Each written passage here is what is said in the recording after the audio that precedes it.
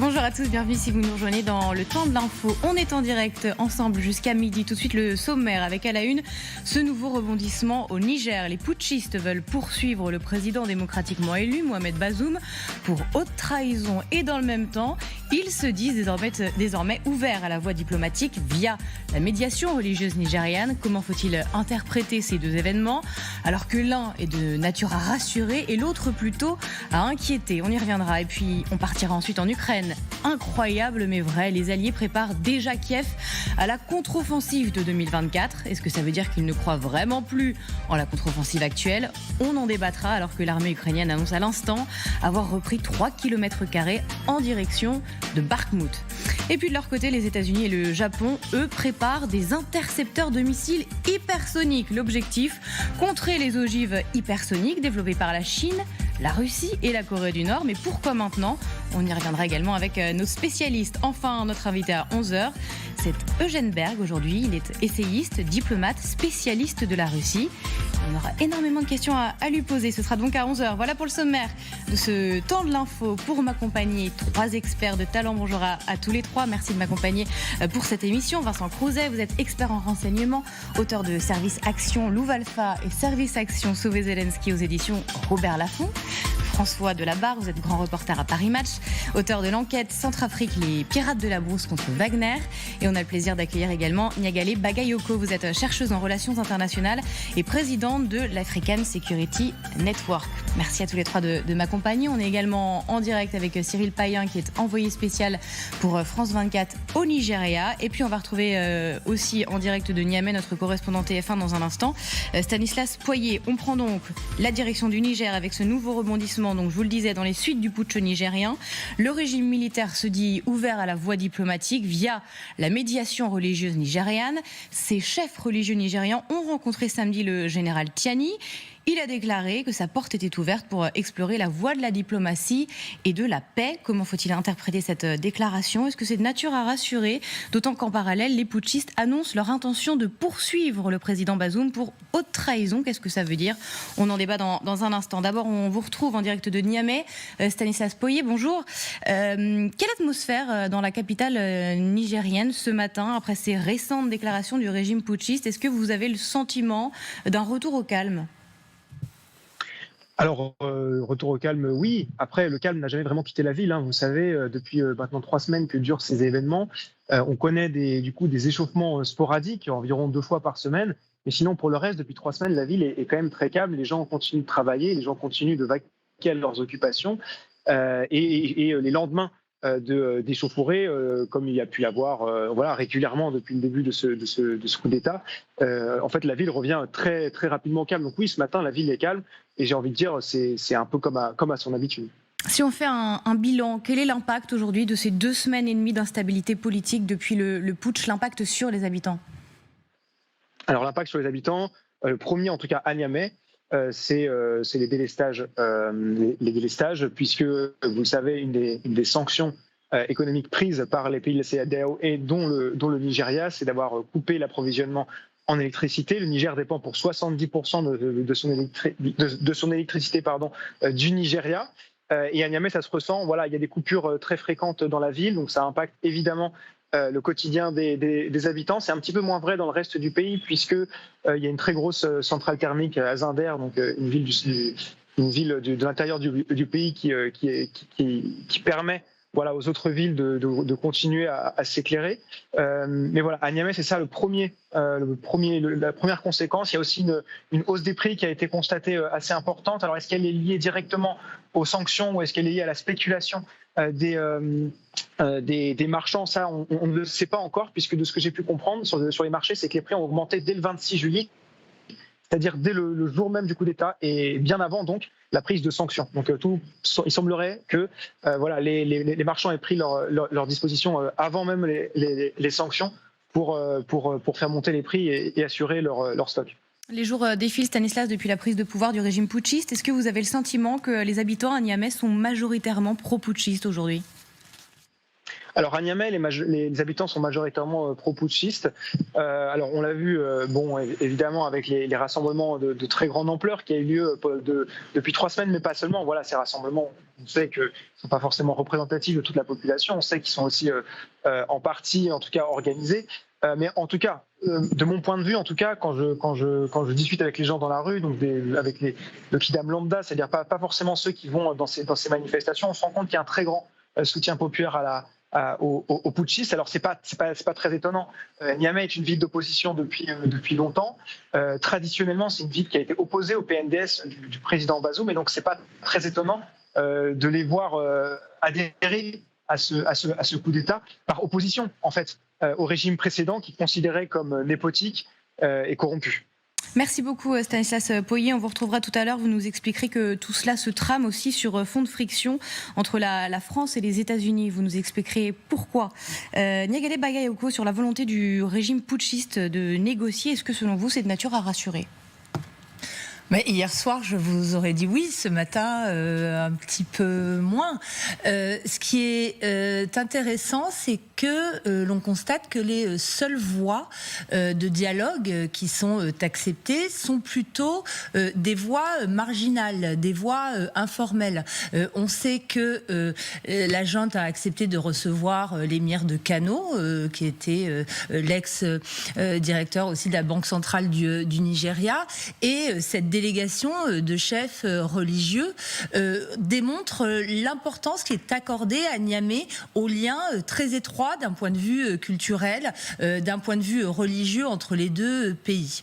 Mais la déclaration qui est faite par ailleurs, accusant le président Bazoum de haute trahison sur la base d'éléments qui seraient révélés aujourd'hui, démontrant son intelligence avec une puissance extérieure, laisse aussi penser qu'il y a une volonté de monter les autres États de la sous-région contre, bien sûr, le président élu, mais aussi contre l'un de ses principaux alliés, à mon avis sans doute la France, parce que contrairement à une idée reçue, on présente souvent la CEDEAO comme étant une organisation manipulée de l'extérieur et particulièrement par la France, ce qui est totalement faux à mon avis, parce que elle est historiquement dominée par les États anglophones, notamment le Nigeria, qui historiquement a un gros contentieux avec la France à travers ce qui s'est produit avec la crise du Biafra il y a des décennies maintenant.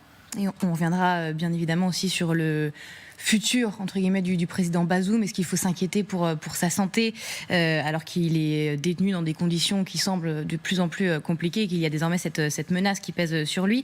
Cyril Payen, vous êtes en direct avec nous. Je rappelle que vous êtes envoyé spécial de France 24 au Nigeria. Sur cette délégation religieuse nigériane, de qui parle-t-on très exactement ? Eh bien, comme le disait très justement Niagale, c'est effectivement des médiations un peu parallèles, presque, qui ajoutent un peu à la cacophonie de ce feuilleton qu'on vit depuis 2 semaines et demie. Donc la dernière en date, effectivement, qui est venue, ce sont des représentants religieux rigoristes, wahhabites, salafistes, qui ont pu rencontrer, qui ont pu faire ce vol à Niamey. Ce sont des congrégations religieuses nigérianes. Il faut savoir qu'il y a 1500 km de frontières et beaucoup d'échanges entre le Niger et le Nigeria. C'est un point extrêmement important de cette crise, la relation entre le Nigeria et le Niger. Et ce qui était assez saisissant, c'est que c'est la seconde délégation religieuse. Donc, elle a été accueillie en grande pompe. Tout cela a été diffusé. On a un petit problème technique, Cyril Payen, je suis vraiment désolée, on va essayer de se reconnecter, on va vous rappeler parce que le son était légèrement coupé. François Delabarre, sur ces délégations religieuses nigérianes, est-ce que... Alors c'est la deuxième délégation, et il allait commencer à nous l'expliquer, Cyril Payen, on va le retrouver dans un instant, mais est-ce qu'elle a une réelle influence aujourd'hui sur le général Tiani ? Oui, parce qu'il y a une proximité géographique et le général Tchiani commence a admis enfin d'ouvrir la négociation et les discussions, ce qui a été difficile au départ. Et ce qui est intéressant, c'est de constater que les Américains, depuis le début, essayent la voie diplomatique, alors qu'en réalité, on a en face de nous des gens qui potentiellement sont alliés des Russes. Donc les Américains pensent qu'ils peuvent conserver leur base militaire là-bas, pensent qu'ils peuvent négocier. Donc peut-être qu'ils ont des informations informations qu'on n'a pas. Pour rebondir sur ce que disait Magali, je pense que la CEDEAO, en effet, n'est pas influencée par la France, et heureusement. En revanche, une intervention militaire de la CEDEAO au Niger aujourd'hui serait très dangereuse pour la France, parce qu'on a quand même 1500 militaires qui sont basés à Niamey. Que ferait-il? Et le risque, c'est que le poids politique d'une intervention serait apporté à la France, puisque l'opinion publique à Niamey en particulier est très hostile à la France, à la politique de la France, non pas aux Français, mais à la politique de la France. Donc c'est une décision qui est difficile à prendre pour la CEDEAO, et la France a du mal à se positionner au milieu de ces discussions. Niagalé, cette délégation de religieux, selon vous, peut-elle vraiment suffire pour faire lâcher prise en quelque sorte au général Tiani et revenir dans son bon droit? Mais le test, à mon avis, va être de savoir si le général Tiani et la junte en général vont accepter de recevoir des représentants officiels désormais pour négocier. Mais juste un petit élément, ce qui est intéressant dans la nature de cette médiation, parce que comme l'a rappelé Cyril Payen, c'est composé de responsables religieux rigoristes. C'est un point qu'il faut souligner.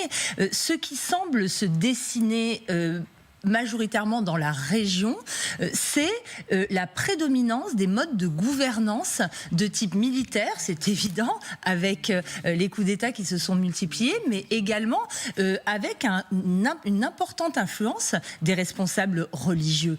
Moi, j'ai toujours pensé que ce vers quoi on s'acheminait, c'était vers une alliance entre junte militaire et certains responsables religieux. Il ne faut pas oublier que dans la région, il n'y a pas uniquement, comme on le présente très souvent, des groupes extrémistes violents qui recourent à des pratiques terroristes. L'islam politique conservateur est un mouvement extrêmement profond, extrêmement fort, et c'est intéressant de voir que ces forces sont aussi mobilisées d'un point de vue diplomatique. Mais alors, je continue, je vais vous reposer une dernière question, après je viendrai à vous, Vincent Crouzet, mais comme vous connaissez particulièrement le sujet, le continent, la région, juste, si on négocie avec cette délégation religieuse nigériane que vous qualifiez de rigoriste, enfin, à quel type de négociation peut-on arriver? C'est pas forcément rassurant de se dire qu'on négocie avec ces gens-là.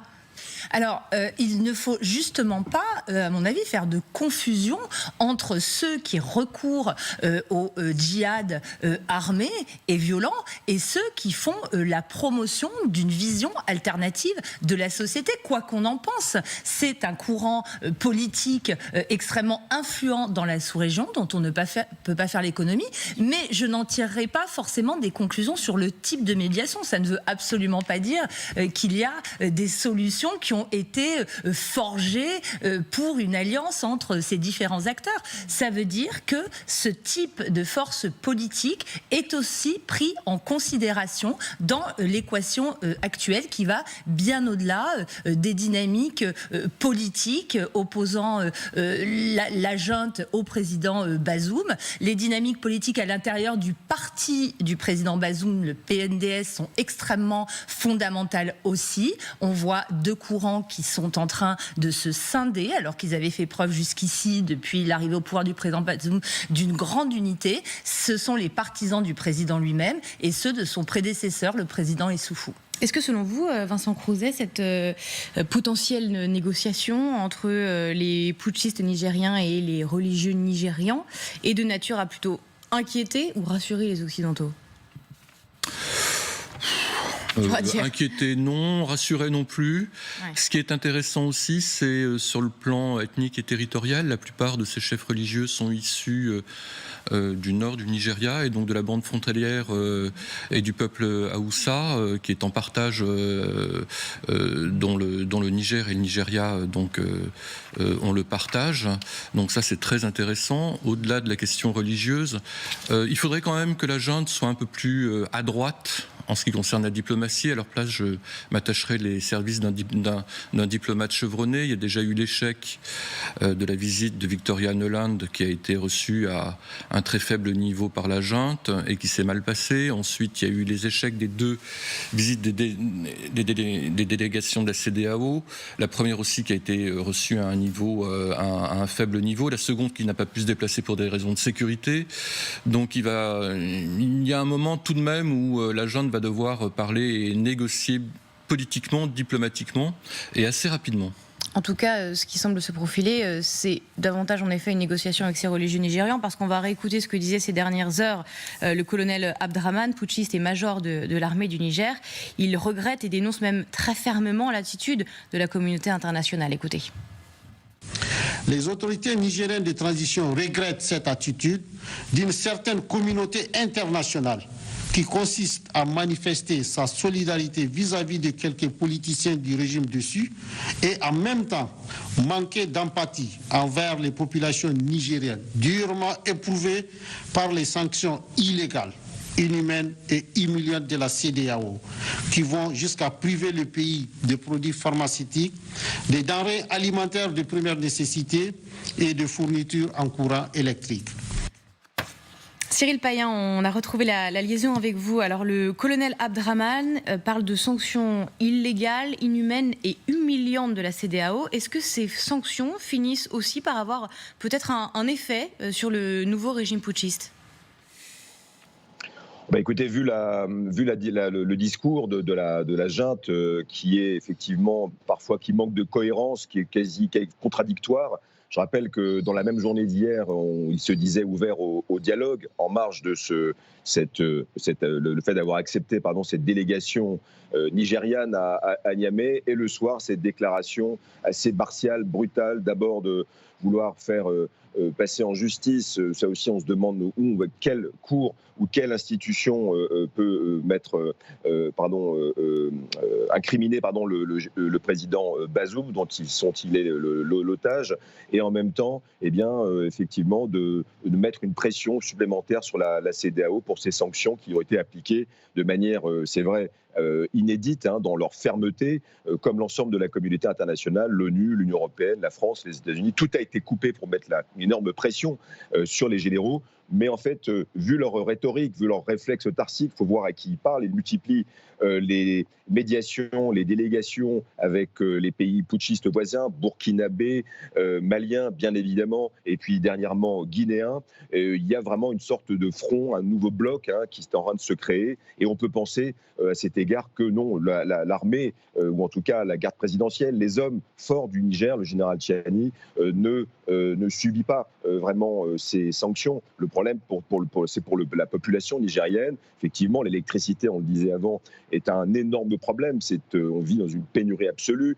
Il y a une inflation galopante, plus de liquidité. Tous les experts de la région en économie s'accordent à dire que le Niger ne peut pas continuer comme ça, d'où aussi au sein de la CEDEAO, et c'est là aussi qu'on vit ce feuilleton depuis 2 semaines et demie. J'ai pu me rendre dans pratiquement tous les pays frontaliers du Niger. On vit un feuilleton avec chaque jour un nouvel élément entre chaud et froid, médiation parallèle, cacophonie diplomatique, et en creux aujourd'hui, c'est la population du Niger qui en pâtit. Donc les pro-interventions au sein du groupe ouest-africain de la CEDEAO, il y en a beaucoup, effectivement, demandent une intervention militaire rapide qui a été mise, je le rappelle, jeudi soir en marge du 2e sommet de la CEDEAO, dans un communiqué qui a surpris tout le monde. Il veut intervenir vite. Pourquoi ? Parce que déjà, une intervention signifierait la fin de ces sanctions. Et il reproche à ceux qui traîneraient des pieds, à la cacophonie qu'on voit poindre ici dans la diplomatie. Je pense au problème qui est en train de naître entre les deux partenaires stratégiques, la France et les États-Unis, depuis 48 heures. Je pense aussi à certains pays qui voudraient, au sein de la CEDEAO, continuer les médiations, de discuter. En creux, au milieu, il y a la population du Niger qui en souffre, et c'est extrêmement compliqué de vivre au Niger aujourd'hui. Et puis il y a aussi, je le vis parfaitement ici au Nigeria, le problème des populations, que ce soit à Cotonou, à Nouakchott ou ici au Nigeria. Il y a massivement une opposition à toute forme d'intervention militaire parmi la société civile, parmi la population, quelles qu'en soient les raisons. Donc on est vraiment c'est un coup qui a été qui plonge vraiment toute la région dans une confusion assez importante, et puis qui confine à l'impasse.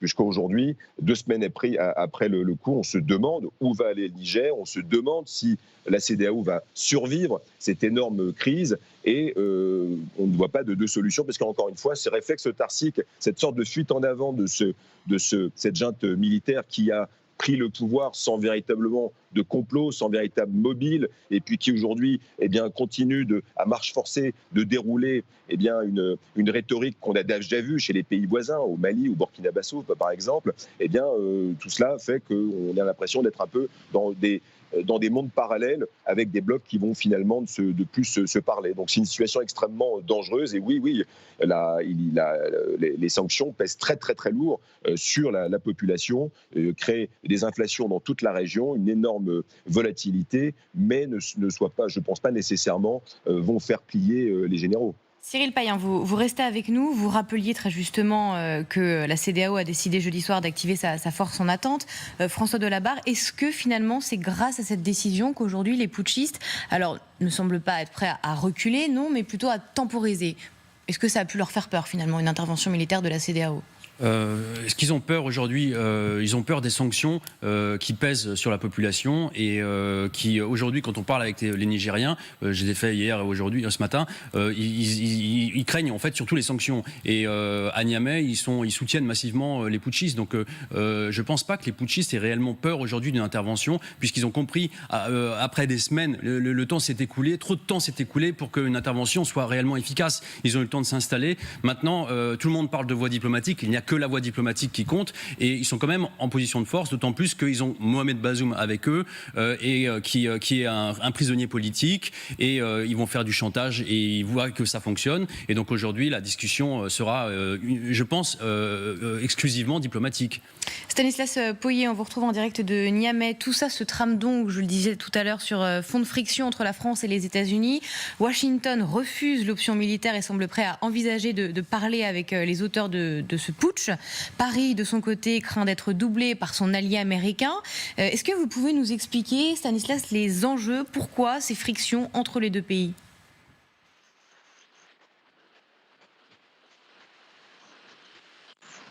Les Américains, ils ont une présence importante au Niger, ce qui n'était pas le cas, notamment au Mali, au Burkina Faso. Ils ont environ 1300 soldats qui sont présents sur le sol nigérien, notamment dans le nord, à où ils ont des drones de surveillance, ce qui leur donne une vision en fait sur toute la région, du Tchad à l'Algérie, et de la Libye jusqu'au golfe de Guinée. Et cette base militaire, les Américains la conserver à tout prix. Elle a coûté très cher et elle est très importante d'un point de vue stratégique. Quand aujourd'hui la France qui a une position dure,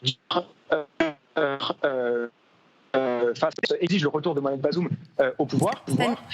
Stanislas, je vous coupe Stanislas parce que pareil, petit problème de liaison. Bon, on a compris le début en tout cas. On a compris en effet qu'il y avait ce début de tension, Vincent Crozet, entre Paris et Washington. Paris qui craint en quelque sorte d'être doublé par Washington sur ces négociations parce que c'est vrai que les États-Unis ne se refusent pas à parler au régime putschiste. Ça agace un petit peu la France. Si les alliés commencent à entre guillemets se tirer dans les pattes sur ce genre de sujet quand même très inflammable, c'est vrai qu'on n'est pas prêt d'arriver à une issue diplomatique. Ça rend la chose encore plus compliquée. Bon, de notre côté, on a tendance un peu à faire de la paranoïa anti-américaine sur le continent africain. Donc on continue. Jeudi dernier, on a vu des déclarations quand même et de Blinken et du ministère des Affaires étrangères français qui étaient très alignés sur le plan sémantique, sur le plan des éléments de langage. On avait quasiment les mêmes éléments de langage. C'est vrai qu'il y a eu une émissaire américaine qui a commencé à parler aux putschistes. Ce que je voudrais ajouter, c'est qu'il y a une antériorité en fait des Américains sur le territoire nigérien, qui se sont installés plusieurs mois avant les Français, avant l'intervention française donc au Mali et au Niger. Ils ont investi énormément d'argent sur leur base d'Agadez et aussi sur une base vraisemblablement d'écoute et de réactivité en termes de renseignement et de forces spéciales à Dirkou au nord du pays. Et donc ils ne sont pas du tout prêts à lâcher ce dispositif qui est central pour eux au cœur du Sahel. Donc ils ont des intérêts militaires très importants, militaires et stratégiques très importants. Et il arrivera un moment de toute manière où nos intérêts vont se rejoindre, parce que pour l'instant, on n'a pas d'informations sur les opérations des groupes djihadistes qui pourraient profiter en fait de ce flottement à Niamey, mais il est tout à fait possible que ça bouge sur le terrain. Et à partir de ce moment-là, nous serons obligés de nous aligner militairement, français et américains. Oui, parce que c'est ça aussi la principale crainte finalement dans tout ça, Niagalé Bagayoko, c'est de laisser le champ libre aux groupes djihadistes dans la région. Oui, des groupes djihadistes qui, il faut quand même le rappeler, malgré la présence internationale massive au Sahel et malgré la hausse absolument fulgurante des budgets nationaux de la défense, continue à progresser. On peut dire que ce sera encore pire, mais il faut quand même réaliser que l'ennemi qui est aujourd'hui combattu a fait preuve d'une forte capacité, non seulement à s'ancrer assez profondément en jouant sur les solidarités locales, mais aussi à s'étendre, y compris vers les pays du Golfe de Guinée. Donc oui, bien entendu, cette crise ajoute à la difficulté à contenir cet ennemi, mais d'une manière générale, on ne peut pas dire que la lutte qui a été engagée contre lui ait été couronnée de succès jusqu'ici, bien au contraire. Alors, vous avez tous évoqué autour de ce plateau le paradoxe entre la volonté, la déclaration de la junte qui se dit prête à négocier avec ces militaires, cette délégation religieuse, nigériane, et puis dans le même temps, la junte qui dit en gros qu'ils sont prêts, ils veulent juger le président Bazoum pour haute trahison. On va réécouter justement à ce sujet le colonel Abdrahman, qui est donc, je vous le rappelle, putschiste et major de l'armée du Niger. En tout état de cause, le gouvernement nigérien a réuni à ce jour les éléments nécessaires de preuve pour poursuivre devant les instances nationales et internationales compétentes le président déchu et ses complices locaux et étrangers pour haute trahison et atteinte à la sûreté intérieure et extérieure du Niger suite à ses échanges avec les nationaux, des chefs d'État étrangers et des responsables d'organisations internationales. Niagalé Bagayoko, on rappelle la semaine dernière que l'ONU a parlé de conditions de détention inhumaines avec l'électricité qui aurait été coupée, l'accès aux médicaments également qui aurait été coupé. Les organisateurs aussi du coup d'État militaire ont menacé en gros le président Bazoum de mort si la CEDEAO venait à intervenir militairement. Est-ce qu'il faut craindre aujourd'hui pour l'avenir, pour la vie du président Bazoum ? Moi, il me semble que d'un point de vue tactique, la junte au pouvoir n'a absolument pas intérêt à éliminer le président Bazoum, parce que là, je pense qu'il y aurait un retournement de l'opinion publique, parce que la très grande popularité de toutes les juntes qui sont arrivées au pouvoir au cours des 3 dernières années, qu'il s'agisse du Mali, du Burkina Faso ou de la Guinée, est due notamment au fait qu'elles se sont hissées au pouvoir sans effusion de sang. C'est ce qui les oppose à ce qui s'est produit au Soudan notamment, où la junte a tiré régulièrement sur les manifestants. Non, il y a eu vraiment une approche par ces régimes militaires consistant à éviter de recourir à la violence, et je ne pense pas que la junte du Niger puisse se permettre d'attenter au jour du président. François Delabarre, les putschistes essayent, entre guillemets, simplement de faire pression en menaçant la vie du président Bazoum, mais ne comptent pas mettre leurs menaces à exécution, ce serait trop dangereux pour eux politiquement. Oui, alors d'après les déclarations de Hama Amadou de la semaine dernière, Hama Amadou c'est le leader de l'opposition qui a perdu l'élection de 2016 et qui est très populaire à Niamey et qui était prisonnier politique dans la prison de Filingué où il a été malmené. Et là, il vit en France pour des raisons de santé. Il a donné une interview la semaine dernière où justement il a parlé de haute trahison et justement il a expliqué que cette lettre que Mohamed Bazoum a dictée, c'est sans doute pas lui qui l'a dictée. Donc en fait, ce qui se profile, c'est on va faire un grand spectacle, on va l'accuser de haute trahison et puis finalement peut-être que c'est pas lui qui a dicté cette lettre qui est parue dans le Washington Post, qui serait en fait le seul élément que les putschistes voudraient brandir contre Mohamed Bazoum. Vincent Crouzet, en tout cas c'est l'une des priorités de la communauté internationale, ça on le constate depuis plusieurs jours, c'est la santé du président Bazoum. Il y a des déclarations quasi quotidiennement appelant la junte à ne pas mettre les menaces à exécution et surtout à mieux traiter le président Bazoum. D'ailleurs, on est parfois un peu étonné de la différence de traitement entre les premiers jours, ceux qui ont suivi le coup d'État, où on a vu un président Bazoum qui était relativement serein, on l'a vu en photo avec le dirigeant tchadien où il avait plutôt le sourire, le président tchadien qui avait été envoyé pour une médiation. Il pouvait d'ailleurs communiquer avec la communauté internationale et ses homologues à l'étranger. Et puis d'un coup, on lui retire l'électricité, on lui retire les médicaments et on le menace de mort. Oui, on sent que la présence physique du président Bazoum encore à Niamey embarrasse tout de même la junte, et c'est un élément aussi, c'est un élément difficile à gérer pour la junte. Je pense d'ailleurs que l'un des premiers éléments de négociation avec je ne sais quelle autorité ou avec je ne sais quelle diplomatie extérieure sera certainement la libération de Bazoum et son éloignement du pays, parce que s'il arrive le moindre, je rejoins Niagalé sur ce sujet, s'il arrive le moindre problème physique à Bazoum, ce sera un retournement de situation très important. Cyril Payen, ça ne serait absolument pas pardonné ça à la junte nigérienne s'il arrivait quelque chose au président Bazoum. Quelles seraient les conséquences ?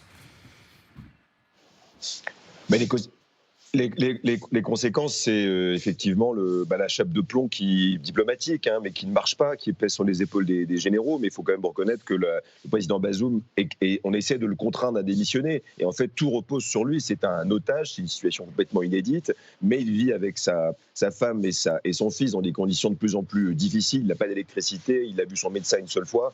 Mais il tient. Donc oui, il y a des conséquences, mais la condition d'otage est un peu inédite. Mais avec, encore une fois, le discours de la junte militaire, le rapprochement avec des voisins putschistes n'augure pas du meilleur. C'est vraiment la clé, en fait, l'état de santé du président Bazoum. Mais que va faire la communauté internationale si il lui arrivait quelque chose ? Là aussi, on voit bien que ça piétine, il y a beaucoup de cacophonie, des lenteurs, des contradictions. Donc, encore une fois, on vit un énorme feuilleton dont, effectivement, en tout cas, c'est un des éléments clés, c'est la liberté du président Bazoum. Merci beaucoup Cyril Payen de nous avoir accompagnés pour cette première demi-heure et ce décryptage de la situation au Niger. Merci également à Niagalé Bagayoko qui vient juste de quitter ce plateau.